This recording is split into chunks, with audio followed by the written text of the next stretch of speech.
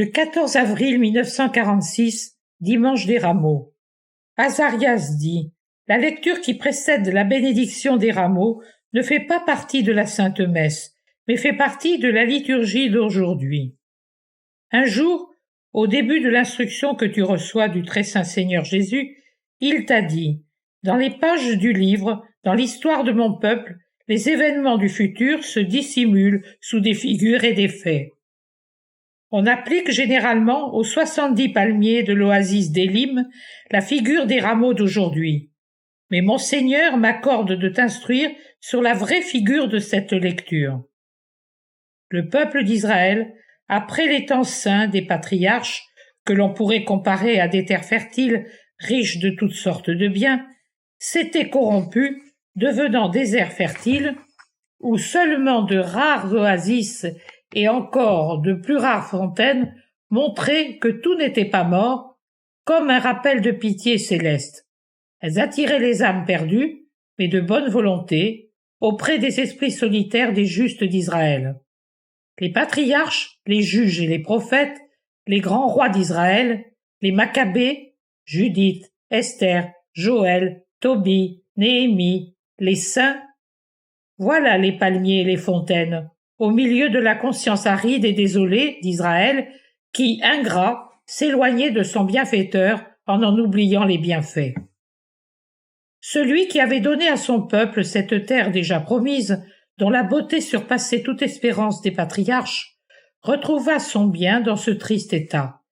C'est ainsi que la trouva le Christ, quand il descendit pour accomplir la seconde partie des grandes promesses faites à Abraham, c'est-à-dire qu'après lui avoir donné ainsi qu'à sa descendance la terre vue en vision, et une postérité plus nombreuse que les étoiles, il restait la grande promesse de lui donner le Messie, né du sein d'une fille d'Abraham, pour racheter le monde.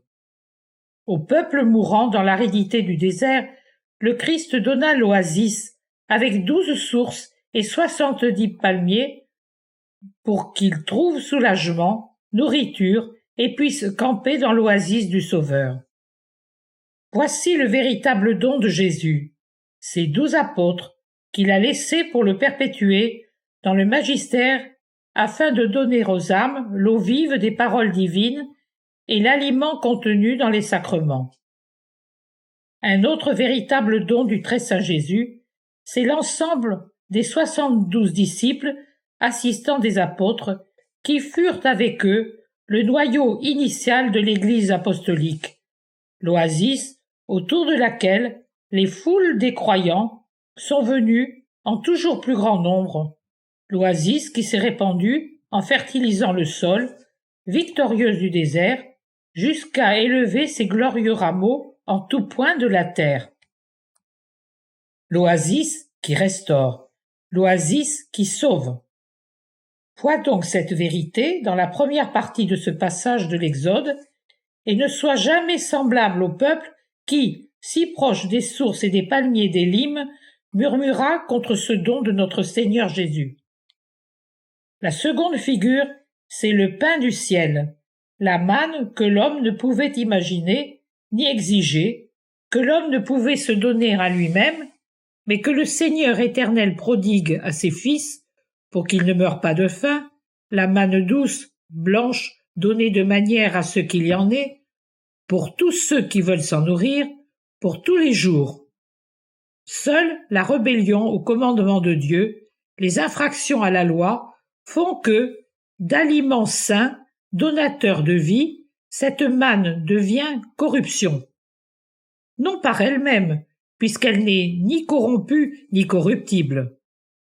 Tout comme celui que même la mort n'a pas pu corrompre, et qui est cette manne même, avec son corps et son sang, âme et divinité, exactement comme il l'était durant ses jours sur la terre.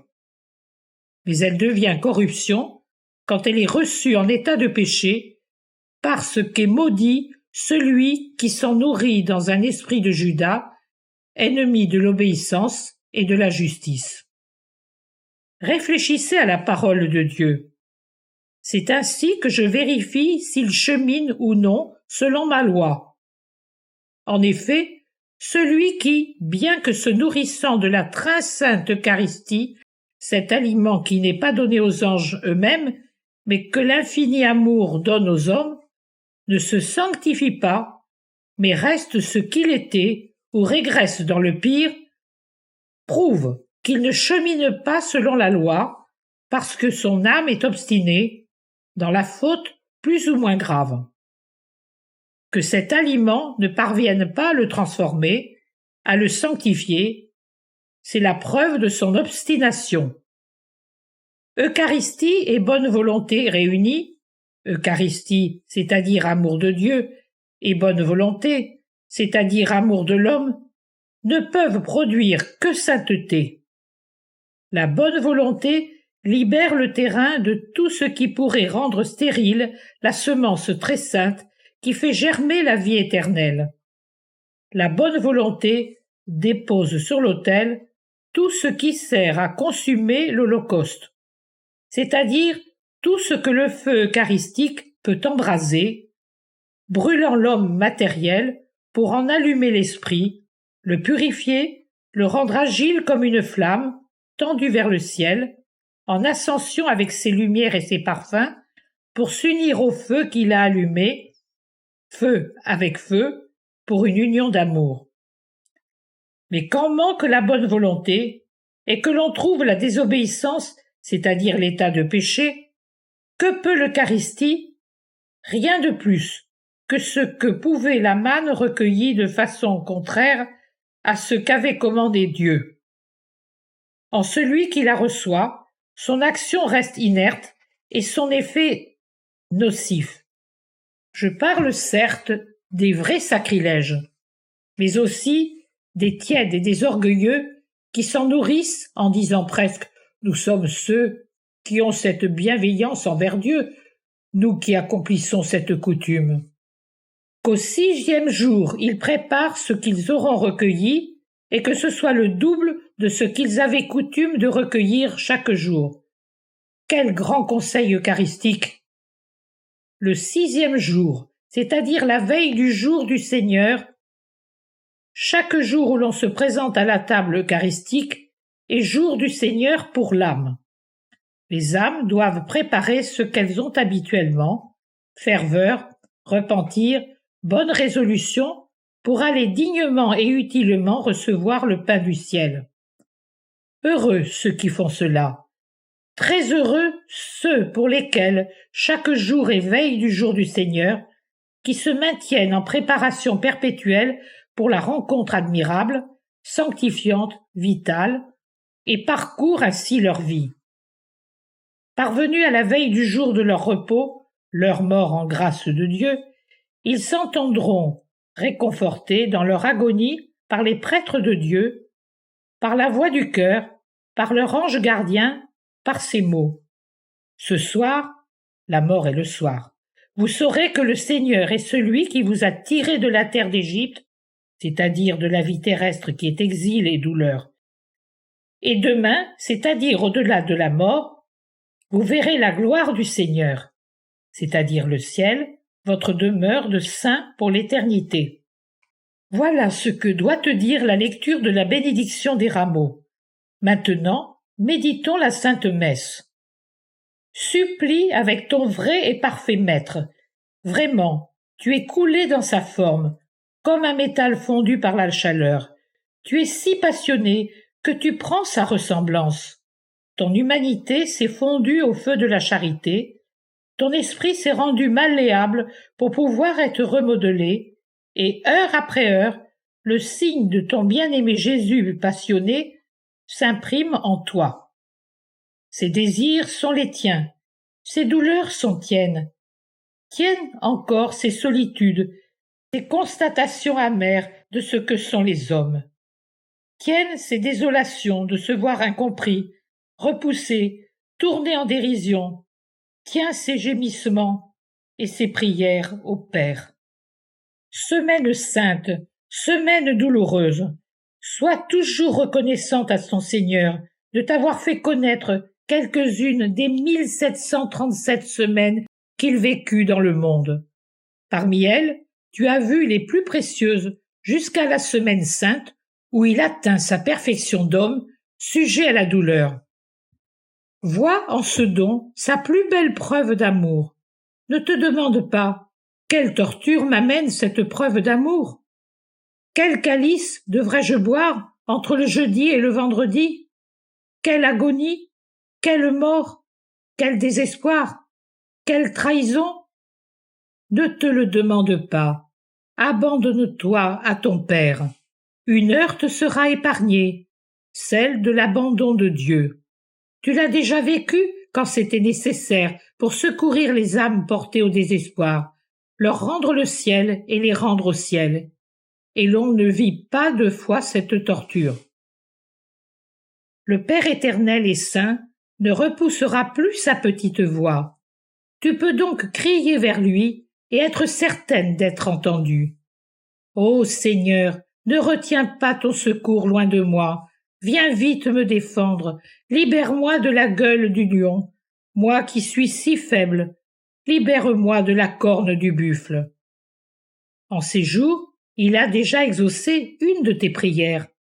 Mais persévère dans ce but, car il y a encore beaucoup à faire pour cette âme. Et il y a encore plus à faire pour toi, qui vois réellement grande ouverte l'horrible bouche qui voudrait te dévorer comme porte-parole.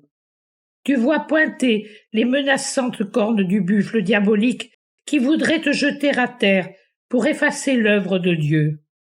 Tu n'es même pas défendu par qui en a le devoir envers toi, en tant que prochain, fidèle et instrument. Comme ton maître, tu connais la fuite des apôtres et des amis au moment où se déchaînait la tempête sur l'innocent. L'égoïste pensée de l'homme dans les cas similaires, que je me sauve, et l'abandon sans héroïsme ni justice de l'innocent vulnérable à ses accusateurs. Cependant, Dieu est bien présent, même s'il paraît absent. Il juge et mesure. Dieu défend et, je le répète encore une fois, la justice humaine ne prévaudra pas sur la justice divine. Mon Dieu, regarde-moi. Pourquoi m'as-tu abandonné? Oui, c'est la plainte de l'âme aux heures de ténèbres. Mais Dieu ne condamne pas cette plainte qui n'est en rien l'aveu que l'on désespère de Dieu. Sinon, le très saint Verbe ne l'aurait pas crié à Gethsémani et sur la croix.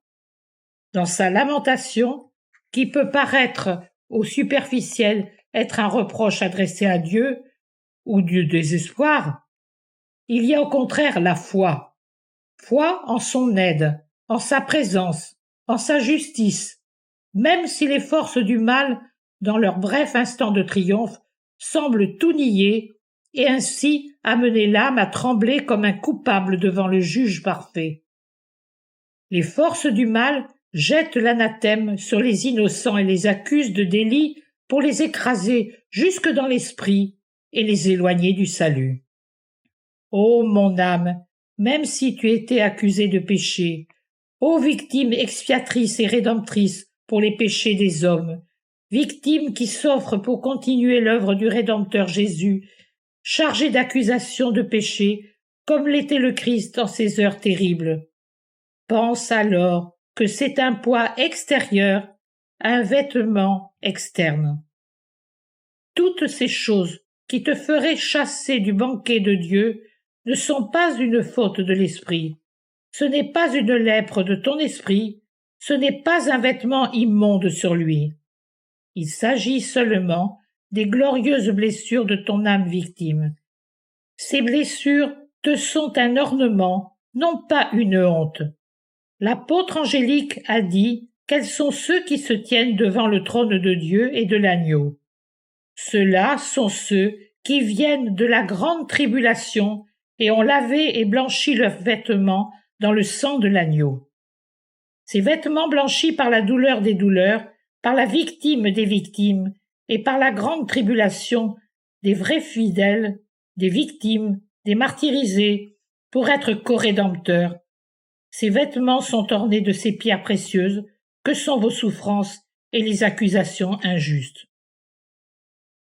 Ne crains pas, mon âme, ne te plains pas si tu es humilié et crucifié. L'oraison le dit, pour s'être humilié dans une chair mortelle et pour s'être soumis à la mort de la croix, le Verbe devint sauveur. Toi, petite voix, hostie volontaire, unis-toi, et plus encore, dépasse la requête de l'oraison en demandant non seulement de mériter d'accueillir les enseignements et les fruits du sacrifice vital et mortel du Christ, mais aussi d'être comme lui et avec lui humilié et crucifié pour sauver un grand nombre d'âmes. Sauver est plus grand qu'être sauvé. C'est l'affirmation que le petit sauveur est déjà un sauvé, parce que là seulement où vit Dieu dans la plénitude de ses grâces se trouve la vertu héroïque, l'amour de la croix, de la douleur, de l'Holocauste, par amour du grand amour de celui qui donne sa vie pour ses frères. C'est la vertu héroïque. Sauver signifie être un autre Christ. Par la patience, tu parviendras à la gloire et à la résurrection au ciel, en Dieu, pour toujours, après cette mort qu'est la vie sur terre.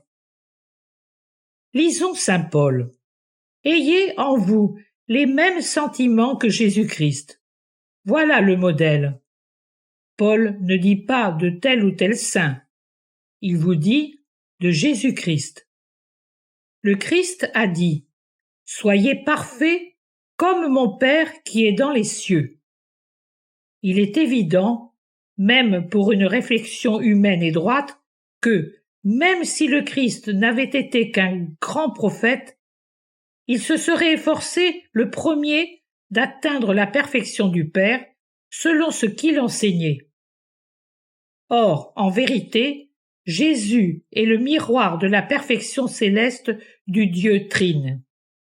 Il n'y eut pas le moindre manquement en lui en 30 années de vie, si bien que la vérité vivante sous forme mortelle put dire « Qui de vous peut me convaincre de péché ?» Et, au seuil de la mort, en cette heure où même l'homme commun ne ment pas, car seul celui qui s'est fait serviteur du mensonge peut soutenir le mensonge à ce moment, Jésus répéta devant le grand prêtre « J'ai parlé à la face de tous, et je n'ai rien dit dans le secret. Pourquoi m'interroges-tu ? Interroge ceux qui m'ont entendu sur ce que je leur ai dit. » Oh, heureux ceux qui peuvent redire ces mots à leurs accusateurs sans rougir, sûrs de n'avoir rien fait de répréhensible. Heureux, très heureux, tués, mais pas démentis par les faits. Cela monte à Dieu déjà couronné, et si, avec le temps, les condamnés, ce n'est certes pas eux qui élèvent la couronne de la terre ténébreuse pour la mettre sur la tête du bienheureux, la vraie couronne, en effet, descend, par son éclat qui n'est pas terrestre. Elle parle et fait trembler ceux qui levèrent la main et ouvrirent la bouche contre celui que Dieu aimait et qui aimait Dieu et le servait parfaitement. Ayez en vous les mêmes sentiments qui sont dans le Christ Jésus, qui, ayant la condition divine, ne retint pas jalousement le rang qu'il égalait à Dieu, sans cependant considérer que ce fut pour lui une usurpation de s'égaler à Dieu. Pour être né de Marie, Jésus n'en était pas moins Dieu que quand il était le Verbe au ciel. La chair n'a pas annulé la divinité dans le Christ. Vrai Dieu et vrai homme, il eut non pas une, mais deux perfections en lui, celle de sa nature divine, voilée, mais pas diminuée par la chair, et celle de la nature humaine d'Adam, portée de nouveau et même très perfectionnée, parce que, au don d'une nature humaine parfaite, don gratuit fait à Adam, il avait uni la volonté propre de perfectionner la nature humaine. Le premier-né d'entre les morts a voulu racheter l'homme déchu non seulement par son sang, mais en portant l'humanité, autrefois parfaite, puis déchu, à une perfection par laquelle l'enfer et les blasphémateurs de la vérité seraient vaincus, confondus. Baissez le front, homme qui voulait expliquer l'inexplicable par la pauvre science créée par vous, obscure et dépourvue de lumière et de guide surnaturel. Anéantissez-vous, vous qui ne savez que découvrir l'erreur, le nocif. Vous êtes vaincus. Jésus-Christ, l'homme, par la splendeur de son humanité, détruit vos axiomes, annule vos calculs, vous révèle pour ce que vous êtes, des orgueilleux délirants, qui mesurez Dieu à l'aune de votre petitesse, si vous admettez Dieu. Et si vous ne l'admettez pas, en délirant sur d'impossibles autocréations de la matière, sur d'avilissantes et impossibles descendances. Jésus-Christ est l'homme, et il n'y a pas de philosophe ni de fou fondateur de religion sacrilège qui puisse créer un surhomme qui le soit davantage que l'homme, qui n'est pas né d'une volonté charnelle, mais d'une volonté divine. Et cet être parfait, en qui était la plénitude de la divinité et la plénitude de l'humanité sainte, ne considéra pas que par la première il aurait pu abuser de son pouvoir en faveur de la seconde. Mais il s'anéantit lui-même, prenant la condition de serviteur et devenant semblable aux hommes, reconnu pour un homme à son aspect. Il s'humilia lui-même, se faisant obéissant jusqu'à la mort, et la mort de la croix. Voilà, chère voix, chère victime, où vous devez parvenir pour que Dieu brûle plus fortement en vous. L'honneur donne de l'importance à la charge. Le fait d'être des instruments extraordinaires ne doit pas vous donner l'orgueil et la prétention de jouir de bénéfices matériels, ni de prétention d'immunité aux douleurs, aux offenses, aux calomnies, aux accusations injustes, aux mépris, aux abandons, en somme de toutes ces choses dont pâtit Jésus, l'homme-Dieu. Au contraire, vous devez vous considérer plus que payé de tous vos sacrifices par les dons extraordinaires que Dieu vous accorde et par l'acceptation de ces sacrifices, parce qu'il n'y a pas d'honneur plus grand que celui d'être jugé digne d'être hostie. Et vous perfectionnez en humilité et en obéissance héroïque jusqu'à la mort et la mort de la croix. Mais écoutez ce que saint Paul dit pour finir.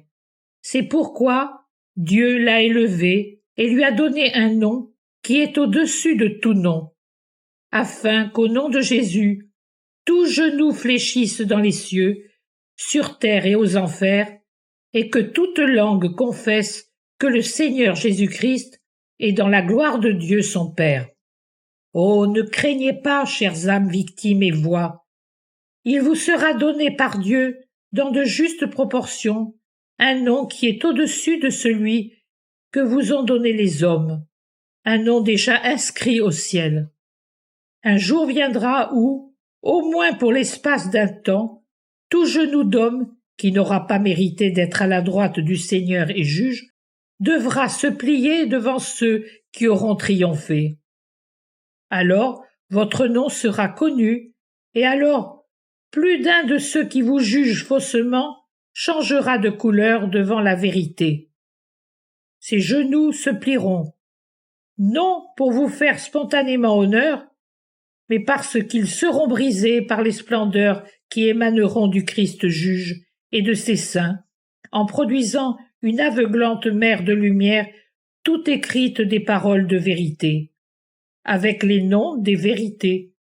La vérité séparera pour toujours les aveugles volontaires des croyants pleins de bonne volonté, et la lumière s'établira dans la gloire avec ses élus, tandis que les ténèbres engloutiront les ténèbres. On entendra dans l'abîme le hurlement d'angoisse et de reconnaissance désespérée de ceux qui n'ont pas su connaître Dieu, reconnaître Dieu dans ses serviteurs, et Dieu dans les œuvres de ces mêmes serviteurs. Réverbération du nom de Jésus inscrit sur le front des saints. Flèche de lumière jaillit pour foudroyer les 144 000 fois 144 000 coupables qui nieront Dieu dans ses créatures de prédilection et les tortureront par leur négation.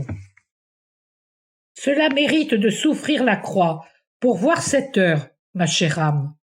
Mets ta main droite dans la main droite de l'agneau qui monte à son calvaire, et laisse-toi conduire selon son gré pour être accueilli ensuite avec honneur, là où ceux qui sont marqués du nom de Jésus attendent le rassemblement triomphal. Que le Seigneur est bon avec ceux qui ont le cœur droit, qu'il est bon, mais sois vigilante et veille à ce que tes pas ne s'égarent pas et que ton cœur ne se risque pas à murmurer contre la justice en voyant le triomphe momentané des pécheurs. Le Christ lui-même le vit et pleura en disant « Je crie vers toi, et tu ne m'écoutes pas. » En cette heure, si, je suis vert, non pas l'homme, l'opprobre des hommes et le rebut de la populace. Tous ceux qui m'ont vu m'ont insulté. Le mépris sur les lèvres, ils ont secoué la tête en disant « Il a mis son espoir en Dieu, qu'il le délivre, qu'il le sauve, s'il est vrai qu'il l'aime. » Et ils me dépouillent, après m'avoir méprisé. Ils se partagent mes habits et tirent au sort ma vérité comme si c'était un objet de pari. Ô sainte pudeur du Christ, non seulement pour le voile de la chair resté sans voile, mais aussi pour la vérité malmenée, tournée en dérision, altérée pour la rendre ridicule et sacrilège comme l'œuvre d'un fou ou d'un démon. C'est bien là votre torture, instrument extraordinaire crucifié, votre torture. Vous attendez que quelqu'un éprouve respect et compassion, et vous ne trouvez personne pour vous consoler. Vous demandez de la charité, et il vous donne du fiel. Vous sollicitez le soulagement d'une parole fraternelle, d'une sainte compréhension, et il vous donne du vinaigre pour aiguiser la douleur de vos blessures. Prosterne-toi et prie avec ton ange gardien. Père, si ce calice ne peut s'éloigner de moi sans que je le boive, que ta volonté soit faite. Grande parole, que beaucoup qui sont sévères pour leurs frères ne savent pas dire à propos de ce qui les concerne. Mais toi, dis-le pour plier le Seigneur à l'accomplissement de tes justes désirs. Bénissons le Seigneur. Grâce soit rendue à Dieu. Gloire au Père et au Fils et au Saint-Esprit.